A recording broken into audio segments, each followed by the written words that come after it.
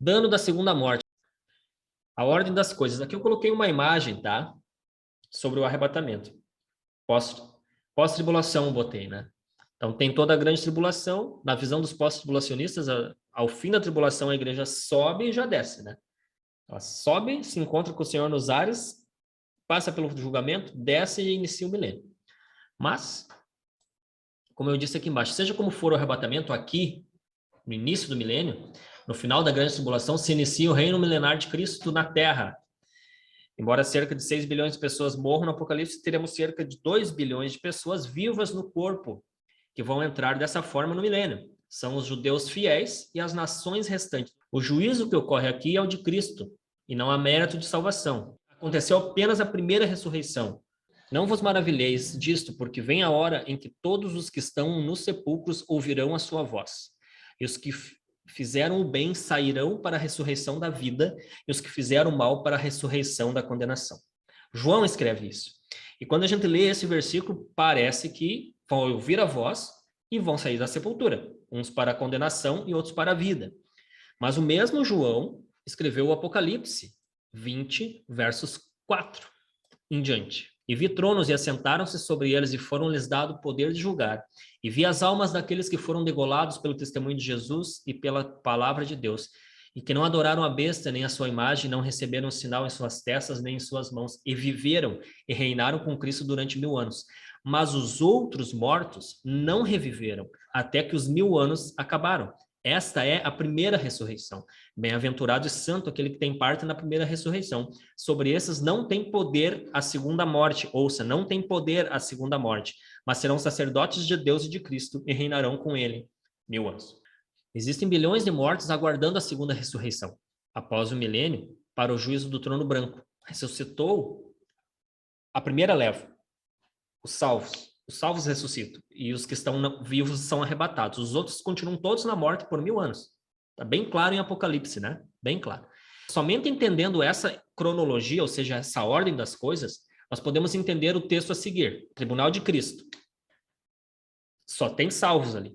Só tem salvos. Sermão do Monte. Jesus falando aos discípulos que seguiam ele.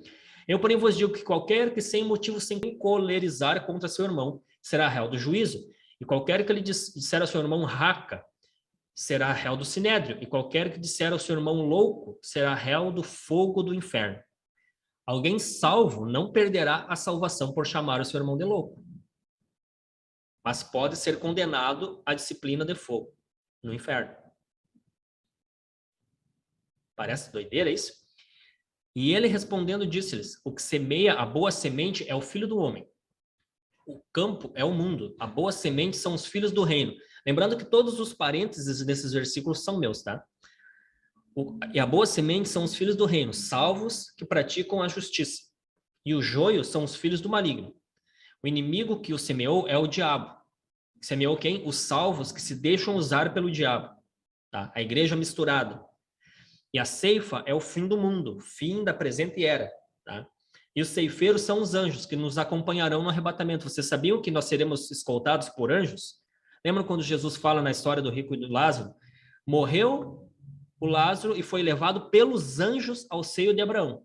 Morreu também o rico e foi sepultado. Então os anjos fazem uma escolta para os salvos, tanto na morte quanto no arrebatamento. Assim como o joio é colhido e queimado no fogo, assim será na consumação deste mundo, no fim da presente era. Dessa era, antes de começar o milênio. Mandará o Filho do Homem os seus anjos, e eles colherão do seu reino, entre os salvos da igreja, não fala de ímpios, tudo o que causa escândalo e os que cometem iniquidade, e lançá-los-ão na fornalha de fogo. Ali haverá pranto e ranger de dentes, o dano da segunda morte. Então os justos resplandecerão como o sol no reino de seu Pai, reinarão com Cristo. Quem tem ouvidos para ouvir, ouça. Ficou meio bagunçada a minha leitura, mas vocês entendem a parábola do joio e do trigo, onde Jesus está falando daquele dia, e aquele dia aqui é o início do milênio, o tribunal de Cristo. Parecia que haviam pessoas indo para o inferno e indo para o céu, mas não. Quando Cristo vier reinar, esse tribunal não é salvífico, nós vemos isso muito claro lá em 1 Coríntios. Então, essa diferenciação são salvos que vão ser lançados para disciplina de fogo, vão apenas ser disciplinados no fogo. Como um bife na chapa. Assim. E quando o Filho do Homem vier na sua glória, e todos os santos anjos com ele, então se assentará no trono da sua glória. Tribunal de Cristo. Anotação minha, tá? E todas as nações serão reunidas diante dele, todos os salvos, ressurretos e arrebatados. E ele apartará uns dos outros, como o pastor aparta os bodes das ovelhas, e porá as ovelhas à sua direita e os bodes à sua esquerda. Então dirá o rei aos que estiverem à sua direita: vinde, benditos de meu pai, possuí por herança o reino que vos está proposto desde a fundação do mundo. Aí ele segue: porque tive fome, e me deste de comer, sede, me deste de beber, era estrangeiro e me hospedaste. Estava nu e me vestiste, adoeci, fostes ver-me na prisão e me foste ver. E quando que nós fizemos isso? Quando fizeste a um desses pequeninos.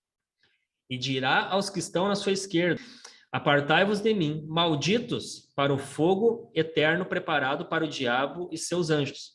Essa dura palavra é para salvos que irão para a disciplina e não para perdidos. Quando não fizestes a um desses pequeninos, irão estes para o tormento eterno. Entre parênteses, o tormento é eterno, é o lugar, é o inferno, mas eles não ficarão lá para sempre. Mas a igreja que não se preparou, a igreja que não se aprontou, pode vir a ser disciplinado pelo dano da segunda morte, porque o vencedor não sofrerá o dano da segunda morte, está lá em Apocalipse 2. Mas o que não venceu, ele vai deixar de ser salvo e o poder de Jesus vai perder o efeito sobre a vida dele. O crente sapecado, quem veio da Assembleia ou quem veio de uma igreja mais tradicional, ouviu a vida inteira essa expressão, o crente sapecado, aquele crente que meia boca. Ele vai ser lançado fora porque o sangue de Jesus deixa de ter poder sobre a vida.